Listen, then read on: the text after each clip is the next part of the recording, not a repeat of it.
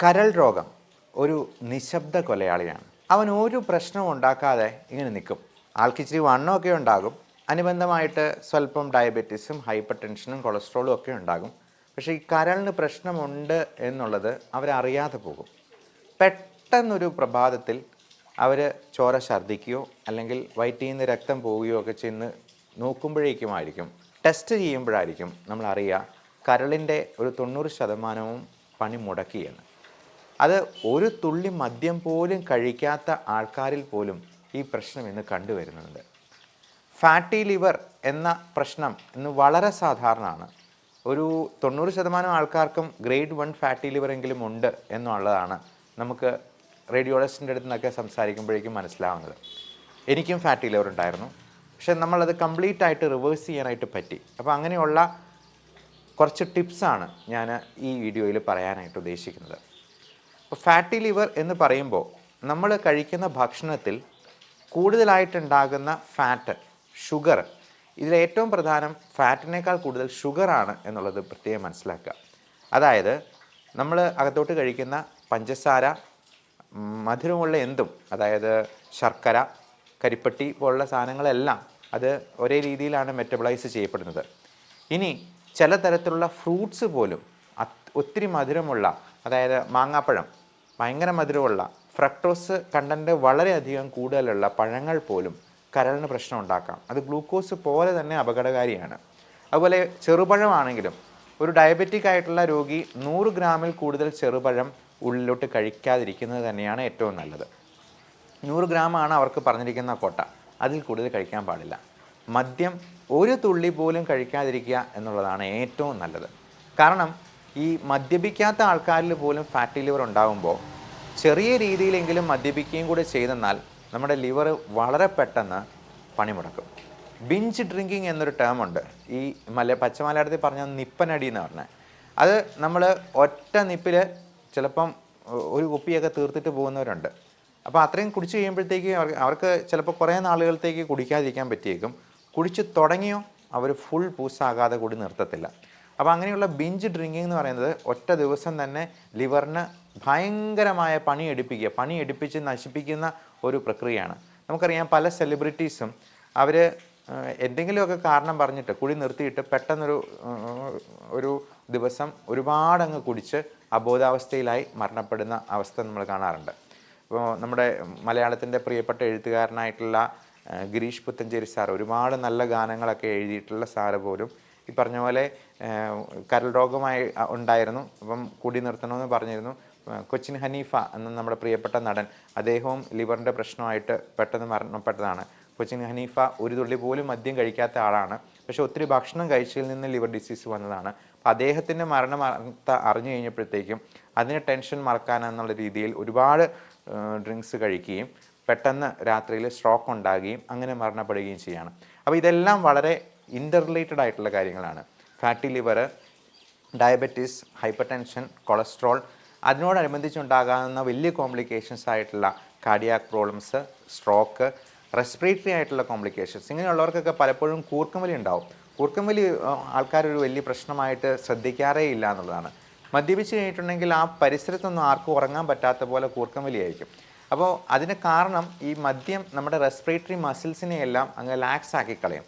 അതുകൊണ്ട് നമുക്ക് നല്ല രീതിയിൽ ശ്വാസം എടുക്കാൻ പറ്റാതെ വരികയും ഉറക്കം ശരിയായി നടക്കാതെ വരികയും ബോധം കെടലാണ് സംഭവിക്കുക. അതുകൊണ്ട് തന്നെ ഓക്സിജൻ ഒത്തിരി അങ്ങ് കുറഞ്ഞു പോയിട്ട് നമ്മൾ ആയാസപ്പെട്ട് ശ്വാസം എടുത്തിട്ട് പിന്നെയും ഉറങ്ങുക. അപ്പം ഇടയ്ക്ക് വായിന്ന് സെക്രീഷൻസ് ഒക്കെ വന്നിട്ട് കണ്ടു നിൽക്കുന്നവർ പേടിച്ചു പോകും. അതുപോലെയുള്ള രീതിയിൽ ഈ പ്രശ്നങ്ങൾ ഉള്ളവർ ഒത്തിരി പേരുണ്ട് നമ്മുടെ സമൂഹത്തിൽ.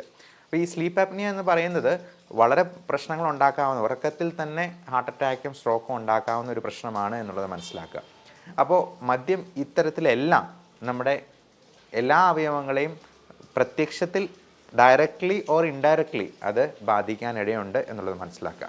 അപ്പോൾ മദ്യം ഒഴിവാക്കുകയും നമ്മൾ ഭക്ഷണശീലങ്ങളിൽ കൃത്യത പുലർത്തുകയുമാണ് ഇതിന് ഏറ്റവും നല്ല കാര്യം. അപ്പം മധുരം, വൈറ്റ് പോയിസൺ പരമാവധി ഒഴിവാക്കുക, ബേക്കറി സാധനങ്ങൾ ഒഴിവാക്കുക, അതുപോലെ മൈദ അടങ്ങിയ ഭക്ഷണ സാധനങ്ങൾ പരമാവധി കുറയ്ക്കുക. അത് പൊറോട്ട മാത്രമല്ല, ബണ്ണ്, ബ്രെഡ്, കുബൂസ് തുടങ്ങിയ സാധനങ്ങളെല്ലാം മൈദയാണ്. അത് പരമാവധി കുറയ്ക്കുക. എന്നിട്ട് കൂടുതലായിട്ട് ഗ്രീൻ ലീഫി വെജിറ്റബിൾസ്, നമുക്ക് കാർബോഹൈഡ്രേറ്റ് ഒഴിവാക്കുമ്പോഴത്തേക്ക് അപ്പം പകരം എന്ത് ചെയ്യും, പ്രോട്ടീൻ വെച്ച് സപ്ലിമെൻറ്റ് ചെയ്യാം. വാസ്തവത്തിൽ നമ്മൾ കഴിക്കുന്ന ഇറച്ചിയും മീനും ഒന്നും മുട്ടയൊന്നും അല്ല ഏറ്റവും പ്രശ്നം ഉണ്ടാക്കുന്നത്, നമ്മുടെ ഈ അരി ആഹാരങ്ങളും കാർബോഹൈഡ്രേറ്റ്സുമാണ്. അപ്പോൾ വണ്ണം കുറയ്ക്കാനായിട്ടും ഉള്ളൊരു ടിപ്പ് ഞാൻ പറഞ്ഞുതരാം. അത് നമ്മൾ ഈ കാർബോഹൈഡ്രേറ്റ്സ് പരമാവധി കുറച്ചിട്ട് അതിനെ പ്രോട്ടീൻ വെച്ച് സപ്ലിമെൻറ്റ് ചെയ്യാം. നമുക്ക് ഉച്ചയ്ക്കും വൈകുന്നേരവും 2 മുട്ടയുടെ വെള്ള കഴിക്കുക, നല്ല ഗ്രീൻ ലീഫി വെജിറ്റബിൾസ് കഴിക്കുക, അതുപോലെ അധികം മധുരമില്ലാത്ത പഴങ്ങളും കഴിക്കുക. തണ്ണിമത്തൻ, പേരയ്ക്ക പോലുള്ള പഴങ്ങൾക്കൊന്നും വലിയ മധുരമില്ല, മാങ്ങാപ്പഴം പോലുള്ള സംഗതികളല്ല ഉദ്ദേശിക്കുന്നത്. അതുപോലെ കുക്കുംബർ, അങ്ങനത്തെ സാധനങ്ങളൊക്കെ നമുക്ക് വിശപ്പ് കുറയ്ക്കാനായിട്ട് ഉപയോഗിക്കാം. അതുപോലെ തന്നെ ഈ ഫൈബർ കണ്ടൻറ്റ് കൂട്ടാനും വിശപ്പ് മാറി നിൽക്കാനും നമ്മുടെ ഫാറ്റ് ഉരുക്കി കളയാവുന്ന തരത്തിലുള്ള പുതിയ തരത്തിലുള്ള മരുന്നുകൾ ഇന്ന് മോഡേൺ മെഡിസിനിൽ അവൈലബിൾ ആണ്. പലപ്പോഴും നമ്മൾ പറയുക, ഈ ഭക്ഷണത്തിന് മുമ്പ് മരുന്ന് പോലെ കഴിക്കേണ്ട സാധനമാണ് 3 ഗ്ലാസ് വെള്ളം കുടിക്കണം, ഒരു കുക്കുംബർ കഴിക്കണം, ഒരു നെല്ലിക്ക കഴിക്കണം, അതുപോലെ ഗ്രീൻ ലീഫി വെജിറ്റബിൾസ് കഴിക്കണം എന്നൊക്കെ. അപ്പോൾ ഇതെല്ലാം കൂടെ പറയുമ്പോഴത്തേക്കും ഡോക്ടർ പറയും, എന്നാൽ ഡോക്ടർ അതിന് പകരം 2 മരുന്ന് തന്നാൽ മതി. അപ്പോൾ വേണമെങ്കിൽ അതിന് പകരം 2 ഗുളിക കഴിക്കുന്നതായിരിക്കും ചിലപ്പോൾ പലർക്കും ഏറ്റവും എളുപ്പമുള്ള കാര്യം. നമുക്കെല്ലാവർക്കും തിരക്കാണ്, ബിസി ലൈഫിൽ നമുക്ക് പലപ്പോഴും ഇതൊന്നും കൃത്യമായിട്ട് ശ്രദ്ധിക്കാൻ പറ്റാതെ വന്നേക്കാം. അപ്പോൾ അതിന് ഈ ഫാറ്റ് ഉരുക്കി കളയാവുന്ന രീതിയിലുള്ള മരുന്നുകൾ പോലും ഇന്നുണ്ട്. അത് നിങ്ങളുടെ ഡോക്ടറോട് ചോദിച്ചിട്ട് മാത്രം, അത്യാവശ്യമെങ്കിൽ മാത്രം അത് ഉപയോഗിച്ചാലും മതിയാവും. അപ്പോൾ ഫാറ്റി ലിവർ ഉണ്ട് എന്ന് കണ്ടു കഴിഞ്ഞാൽ നമ്മൾ അത്യാവശ്യം ചെയ്യേണ്ട ടെസ്റ്റുകളും കൂടി പറയാം. SGOT, SGPT തുടങ്ങിയ അളവുകൾ, അത് SGPT ഒരു 50-ന് മുകളിലാണെന്നുണ്ടെങ്കിൽ ഫാറ്റി ലിവർ നമ്മൾ സംശയിക്കണം. അതൊരു 100-ന് മുകളിലും ആണെങ്കിൽ ഗ്രേഡ് 2 ഫാറ്റി ലിവർ ആയിട്ടുണ്ടോ എന്ന് നോക്കണം. അത് ഗ്രേഡ് 3 വരെ നമുക്ക് റിവേഴ്സിബിൾ ആണ്, കംപ്ലീറ്റ്ലി റിവേഴ്സ് ചെയ്യാവുന്നതാണ്. നമുക്കറിയാം, ലിവർ ട്രാൻസ്പ്ലാന്റ് ചെയ്യുമ്പോൾ അതിൻ്റെ ഒരു കഷ്ണം മാത്രം മുറിച്ച് വെച്ച് വേറൊരാളിൽ നമുക്ക് വെച്ച് പിടിപ്പിക്കാനായിട്ട് പറ്റും. കാരണം ലിവർ എന്ന് പറയുന്നത് അപാരമായ റീജനറേറ്റീവ് കപ്പാസിറ്റി ഉള്ള ഒരു ഓർഗനാണ്. അപ്പോൾ വേറൊരു അവയവത്തിന് നമുക്ക് മുഴുവനായിട്ടും മാറ്റി വയ്ക്കുകയല്ലാണ്ട് ഇങ്ങനെ ഒരു ഭാഗം മുറിച്ച് മാറ്റി പിടിപ്പിക്കുന്ന ഒരു രീതിയില്ല. അപ്പോൾ ഈ ലിവർ ട്രാൻസ്പ്ലാന്റേഷന് അങ്ങനെ ഒരു കാരണം ഉള്ളത് തന്നെ ഈ ലിവറിൻ്റെ റീജനറേറ്റീവ് കപ്പാസിറ്റി കൊണ്ടാണ്. അതുകൊണ്ട് ഫാറ്റി ലിവർ ഗ്രേഡ് 3 വരെയാണെങ്കിൽ പോലും നമുക്കത് ഫുള്ളി റിവേഴ്സ് ചെയ്യാം. പക്ഷേ അതിൻ്റെ അടുത്ത സ്റ്റേജ് ആയിട്ടുള്ളത് ലിവർ സിറോസിസ് ആണ്. എന്ന് പറയുന്നത് പെർമനൻറ്റ് ഡാമേജാണ്. ഒരു തേങ്ങ ഉണങ്ങിപ്പോകുന്നത് പോലെ ലിവർ അങ്ങ് ഉണങ്ങിപ്പോവും. പിന്നെ അതിൻ്റെ ഫങ്ഷനെല്ലാം ആകെ താളം തെറ്റും. നമ്മുടെ ഡൈജഷൻ പ്രോപ്പറായിട്ട് നടക്കത്തില്ല. അപ്പോൾ അതിൻ്റെ സിംറ്റംസും അതുപോലെയാണ്. ഇപ്പോൾ നമ്മുടെ ഡൈജഷൻ പ്രോപ്പർ ആകാത്തതുകൊണ്ട് നെഞ്ചിരിച്ചൽ, പുളിച്ച് തകട്ടൽ, ഛർദി, ഓക്കാനം, ചിലപ്പോൾ വയറ്റിൽ നിന്ന് പോകുന്നത് ശരിയാകാതെ പോകുന്നു, കോൺസ്റ്റിപ്പേഷൻ ഉണ്ടാകാം, ചിലപ്പോൾ ലൂസ് മോഷൻ ഉണ്ടാകാം, വയറ്റിൽ നിന്ന് പോകുന്നതിൽ രക്തമയം ഉണ്ടാകാം. അത് രക്തം എന്ന് പറയുന്നത് നമ്മൾ പൈൽസിന് പോകുന്ന പോലത്തെ ഫ്രഷ് ബ്ലഡ് ആയിരിക്കത്തില്ല, കറുത്ത മലമായിട്ട് പോകും. അപ്പോൾ ഈ കറുത്ത മലം എന്ന് പറയുന്നത് മലീന എന്നാണ് അതിനെ പറയാം. അങ്ങനെ കറുത്ത മലം കാണുമ്പോൾ നമ്മൾ അത് കൊണ്ടുപോയി ഒന്ന് ടെസ്റ്റ് ചെയ്ത് നോക്കണം. Stool occult blood. നമ്മുടെ ഈ സ്മാർട്ട് ഫോൺ സംസ്കാരത്തിൽ പലപ്പോഴും നമ്മൾ ആ ടോയ്ലറ്റിൽ പോയിരുന്ന് കുറേ നേരം ഫോണിലൊക്കെ നോക്കിക്കൊണ്ടിരുന്ന് ഫ്ലഷ് ചെയ്ത് അങ്ങോട്ട് പോകും. നമ്മുടെ മലം പോകുന്നത് അതിൻ്റെ കൺസിസ്റ്റൻസി, കളറ് ഒക്കെ ഒന്ന് ഇടയ്ക്ക് നോക്കുന്നത് നന്നായിരിക്കും. കാരണം പലപ്പോഴും ഇത് അറിയുന്നില്ല ആൾക്കാർ. മലത്തിൻ്റെ കൂടെ ബ്ലഡ് പോകുന്നത്, പൈൽസ് ഉള്ളത് പോലും ഒന്ന് അത് പുറത്ത് പറയാനുള്ള മടിയും നാണക്കേട്. ഡോക്ടർമാരുടെ അടുത്ത് ഇങ്ങനെയുള്ള കാര്യങ്ങൾ സംസാരിക്കാനൊന്നും യാതൊരു മടിയും വെക്കരുത് എന്നുള്ളതാണ് പ്രത്യേകമായിട്ട് ഓർമ്മിപ്പിക്കാനുള്ളത്.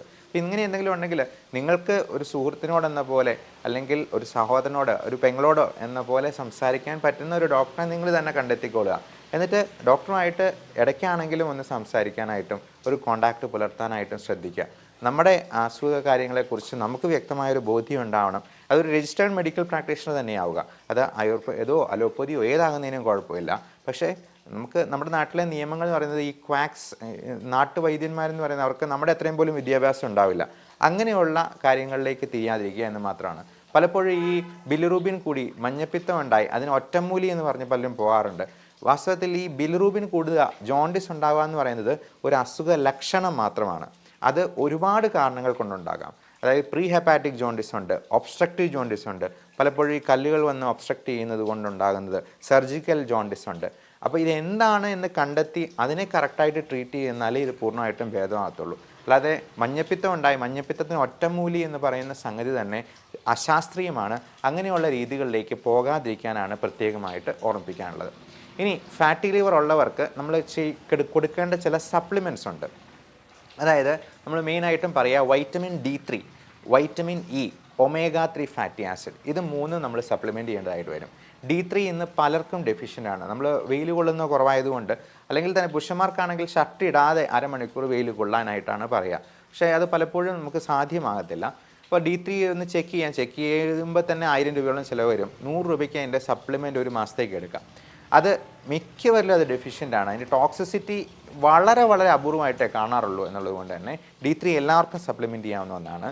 അതുപോലെ വൈറ്റമിൻ ഇ അത് പച്ച നിറത്തിലുള്ള ക്യാപ്സ്യൂൾ ഫോമിൽ കിട്ടും. ഭക്ഷണത്തിലാണെങ്കിൽ നമുക്കത് ഉൾപ്പെടുത്താവുന്നതാണ്. പലപ്പോഴും നമുക്കത് പല ഭക്ഷണത്തിൽ നിന്ന് നമുക്ക് കിട്ടത്തില്ല. ഗ്രീൻ ലീഫി വെജിറ്റബിൾസിലും ചീര, സ്പൈനാഷ് പോലുള്ള സംഗതികളിലും ഒക്കെ നമുക്ക് വൈറ്റമിൻ ഇ കിട്ടാവുന്നതാണ്. അതുപോലെ cod liver oil, fish liver oil എന്ന് പറയുന്ന സംഗതി, അത് അയല, മത്തി തുടങ്ങിയ ചെറു മത്സ്യങ്ങൾ കറി വെച്ച് ഉപയോഗിച്ചെന്നാൽ വളരെ നല്ലതായിരിക്കും.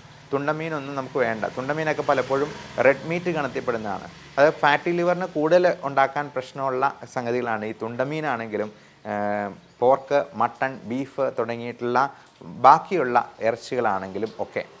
അതുപോലെ റെഡ് മീറ്റ് ഗണത്തിൽപ്പെടുന്ന സംഗതികൾ പരമാവധി ഒഴിവാക്കുക. വൈറ്റ് മീറ്റ് ആയിട്ടുള്ള ചിക്കൻ കറി വെച്ച് ഉപയോഗിക്കുന്നത് തീർച്ചയായിട്ടും നല്ലതായിരിക്കും. പൗൾട്രി വിഭാഗത്തിൽപ്പെട്ടത് എല്ലാം വൈറ്റ് മീറ്റാണ് എന്ന് നമുക്ക് ജനറലൈസ് ചെയ്ത് പറയാം. അതുപോലെ ഫ്രൈഡ് ഐറ്റംസ് പരമാവധി കുറയ്ക്കുക. ഏറ്റവും പ്രധാനം ഇതിനകത്ത് കാർബോഹൈഡ്രേറ്റും ഷുഗറും കുറയ്ക്കുക എന്നുള്ളതാണ്. അപ്പോൾ ഈ സപ്ലിമെൻറ്റ്സ് 3 കാര്യങ്ങൾ പറഞ്ഞു. ഇനി ഇതിനോടനുബന്ധിച്ച് ഡയബറ്റീസ് ഉള്ളവർക്ക് ആ മരുന്നുകളിൽ അല്പം മോഡിഫിക്കേഷൻ വരുത്തിയെന്നാൽ അത് ഫാറ്റി ലിവറിനെയും കൂടി ഹെൽപ്പ് ചെയ്യും. ഉദാഹരണത്തിന് മെറ്റ്ഫോമിൻ എന്ന മരുന്ന്, അത് ഒരു ദിവസം 2 ഗ്രാം വരെ നമുക്ക്, അതായത് 2000 മില്ലിഗ്രാം വരെ ഒരാൾക്ക് സേഫായിട്ട് കഴിക്കാം. മെറ്റ്ഫോമിൻ 2000 മില്ലിഗ്രാം തന്നെ കഴിക്കുന്നതാണ്. മെറ്റ്ഫോമിൻ ഗുളികയ്ക്ക് വെയിറ്റ് കുറയ്ക്കാനായിട്ടുള്ള അത്ഭുതകരമായിട്ടുള്ള കഴിവുള്ളത് കൊണ്ടും ഫാറ്റി ലിവറിനെ നിയന്ത്രിക്കാനും പറ്റുന്നതുകൊണ്ട് മെറ്റ്ഫോമിൻ ഈ ഡയബറ്റിക് രോഗികൾക്ക് വളരെ നല്ല ഒരു ചോയ്സാണ് എന്ന് പ്രത്യേകം ഓർക്കുക. അതുപോലെ തന്നെ പയോഗ്ലിട്ടസോൺ എന്ന് പറയുന്ന മരുന്നും ഷുഗർ രോഗികൾക്ക് ഫാറ്റി ലിവർ ഉണ്ടെന്നുണ്ടെങ്കിൽ വളരെ നല്ല ഒരു ഓപ്ഷനായിരിക്കും. അത് നിങ്ങളുടെ ഡോക്ടറോട് സംസാരിച്ചിട്ട് അതിനനുയോജ്യമായിട്ടുള്ള മരുന്ന് സെലക്ട് ചെയ്യുക. അതുപോലെ ലിവറിൻ്റെ പ്രശ്നം കൂടുതലായിട്ടുണ്ടായിട്ടുണ്ട്. ഇപ്പോൾ ലിവർ സിറോസിസ് പോലുള്ള ഇതിലേക്ക് തുടക്കമായിട്ടുണ്ടെങ്കിൽ ഈ പറയുന്ന മരുന്നുകളല്ല ഉപയോഗിക്കേണ്ടത്. അതിന് വളരെ സേഫ് ആയിട്ടുള്ള SGLT2 ഇൻഹിബിറ്റേഴ്സ്, DPP4 ഇൻഹിബിറ്റേഴ്സ് എന്ന് പറയുന്ന ഗ്രൂപ്പിൽ പെടുന്ന, ഈ ഗ്ലിപ്റ്റിൻ ഗ്രൂപ്പിൽ പെടുന്ന വിൽഡാഗ്ലിപ്റ്റിൻ, ടെൻലിഗ്ലിപ്റ്റിൻ തുടങ്ങിയ മരുന്നുകളും, അതുപോലെ ഡാപ്പാഗ്ലിഫോസിൻ പോലുള്ള എംപാഗ്ലിഫോസിൻ എന്നുള്ള വാലുകളുള്ള ചില മരുന്നുകളുമാണ്. അത് കിഡ്നിക്കും ലിവറിനും ഒന്നും ഒരു പ്രശ്നവും ഉണ്ടാക്കാത്ത രീതിയിൽ ഷുഗറിനെ കൺട്രോൾ ചെയ്യുന്ന മരുന്നുകളുണ്ട്. അപ്പോൾ ഇത് നമ്മൾ ഇടയ്ക്കിടയ്ക്കൊക്കെ ഒന്ന് ചെക്ക് ചെയ്യണം. നിങ്ങളുടെ ഡോക്ടറോട് ചോദിച്ച് അതിന് അനുയോജ്യമായിട്ടുള്ള മരുന്നുകളിലേക്ക് നമ്മൾ മാറണം എന്നുള്ളതാണ് പ്രത്യേകം ഓർപ്പിക്കാനുള്ളത്. ഫാറ്റി ലിവർ സിറോസിസിലോട്ട് പ്രോഗ്രസ് ചെയ്യുന്നുണ്ടോ എന്നുള്ളത് പ്രത്യേകമായിട്ട് നോക്കാനായിട്ട് ഇത് റിപ്പീറ്റായിട്ട് ചിലപ്പം ഒരു 6 മാസം കൂടുമ്പോഴെങ്കിലും നിങ്ങളുടെ ഡോക്ടറോട് സംസാരിച്ച് അതിന് വേണ്ടി ടെസ്റ്റുകൾ ചെയ്യുക. നമ്മളിത് പാടെ മറന്നു വെച്ചിട്ട് നമുക്ക് ഇഷ്ടമുള്ള എല്ലാം കഴിച്ച് യാതൊരു ഉത്തരവാദിത്വം ഇല്ലാതെ പോയി കഴിഞ്ഞിട്ടുണ്ടെങ്കിൽ ഉറപ്പായിട്ടും വളരെ പെട്ടെന്ന് തന്നെ നമുക്ക് പ്രശ്നങ്ങളുണ്ടാകും എന്നുള്ളതാണ്.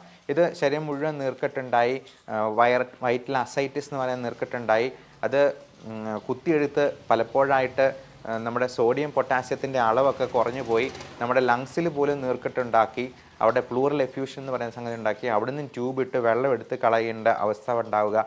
ഇതൊന്നും അത്ര നല്ല അനുഭവങ്ങളായിരിക്കത്തില്ല എന്ന് പ്രത്യേകം ഓർപ്പിക്കുന്നു. അതുപോലെ ഇത് തലച്ചോറിനെ ബാധിപ്പിക്കുമ്പോഴാണ് ഹെപ്പാറ്റിക് എൻകഫലോപ്പതി എന്ന് പറയുന്ന കോംപ്ലിക്കേഷൻ ഉണ്ടാവുക.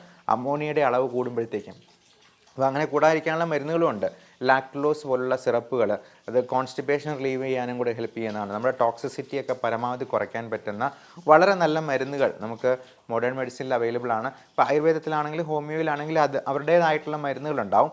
എപ്പോഴും രജിസ്റ്റേർഡ് ആയിട്ടുള്ള ഒരു പ്രാക്ടീഷണറെ സമീപിച്ച് അതിന് വേണ്ട ട്രീറ്റ്മെൻറ്റ് എടുക്കുക എന്നുള്ളതാണ് പ്രത്യേകം ഓർപ്പിക്കാനുള്ളത്.